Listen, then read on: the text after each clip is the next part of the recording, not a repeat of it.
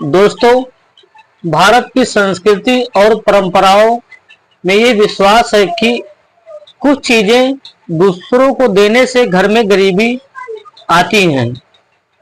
ये ज्यादातर मान्यताएं भी हैं, लोक कथाओं, धर्म और हमारे पुराने ग्रंथों पर ये सब आधारित हैं। आइए यहाँ कुछ ऐसी चीजें हम आपको बताने जा रहे हैं जिनके अंतर्गत ये चीजें आती हैं जिनको कभी भी हमें दूसरों को नहीं देना चाहिए। तो पहली चीज है जो दूसरों को नहीं देनी चाहिए वो है दूध। ऐसा कहा जाता है कि किसी को भी दूध देने से घर में धन की कमी हो सकती है। इसके पीछे प्राचीन मान्यता है कि दूध का सीधा जो संबंध होता है वो धन से होता है और इसे देने से धन का नाश होता है। इसी तरह जो दूसरी चीजें हैं दूसरों को नहीं देना चाहिए उसमें आता है नमक। नमक को भी जीवन में महत्वपूर्ण हिस्सा माना जाता है। इसे सौभाग्य और समृद्धि से भी जोड़ा जाता है। ऐसा कहा जाता है कि यदि नमक का बिना मांगे देना आर्थिक तंगी का कारण बन सकता है, यानी नमक भी किसी को मांगने पर नहीं देना चाहिए, इससे आपकी आर्थिक तंगी आ सकती है। इसी के साथ जो तीसरा है वो है घर का तेल, जिसे सरसों का तेल कहते हैं।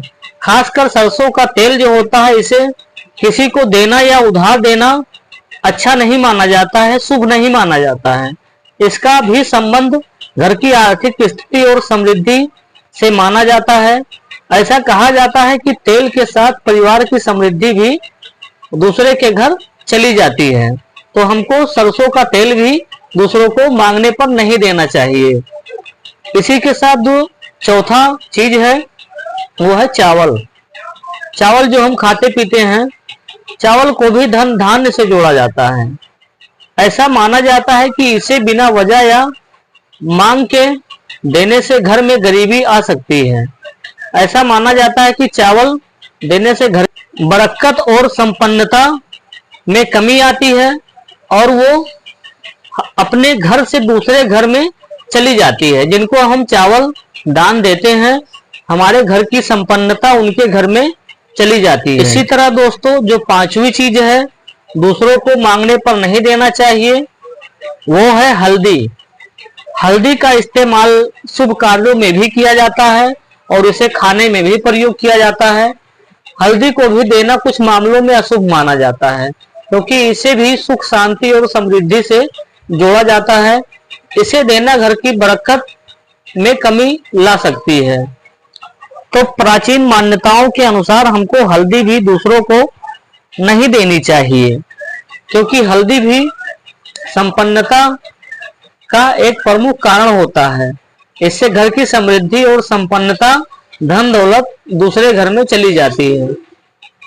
इसी के साथ दोस्तों जो छठा चीज है वो है सोना। सोना भी किसी को मांगने पर नहीं देना चाहिए। सोने को सबसे शुभ धातु माना जाता है। इसे देना किसी को शुभ माना नहीं जाता है, लेकिन कुछ लोग मानते हैं कि बिना सोचे समझे सोना देने से घर की संपन्नता कम हो सकती है। यानी सोने को भी अगर कोई मांगता है तो उनको नहीं देना चाहिए क्योंकि इससे भी आपके घर की संपन्नता जा सकती है। तो ये सब चीजें जो हैं इन पर खासकर ध्यान देना चाहिए कि जिससे आपके घर की संपन्नता हमेशा ही बनी रहे। आइए इसी के विषय पर एक कहानी सुनते हैं। एक बार की बात है, एक छोटे से गांव में एक निर्धन परिवार रहता था। उस परिवार में माता पिता और उनका एक बेटा था। वह लोग बहुत ही ईमानदार और मेहनती थे, लेकिन फिर भी गरीबी उनकी जिंदगी से कभी नहीं जाती थी। उनके घर में हमेशा किसी न किसी चीज की कमी बनी रहती थी।